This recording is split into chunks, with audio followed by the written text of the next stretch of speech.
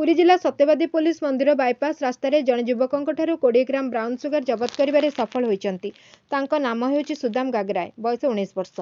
तांको बापा नाम मंगल गागराय बोली जनापड़ी। केनाल बंधरे से रहंती बोली जनापड़ी।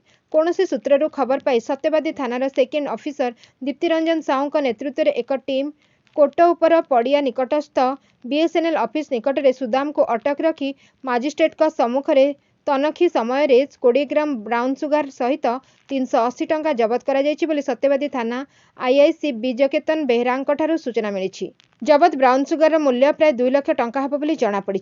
अभियुक्त नाम एनडीपीएस एक्ट अनुसार एक मामला रुजु कर तदंत जारी रही। मात्र यह बेपार किंगपिन को सत्यवादी पुलिस धरवे विफल। एपरिक सत्यवादी पुलिस धड़ा जहर किंगपिन सहित हाथ मिलाई साक्षीगोपाल बजार में बेस आलोचना होउछि।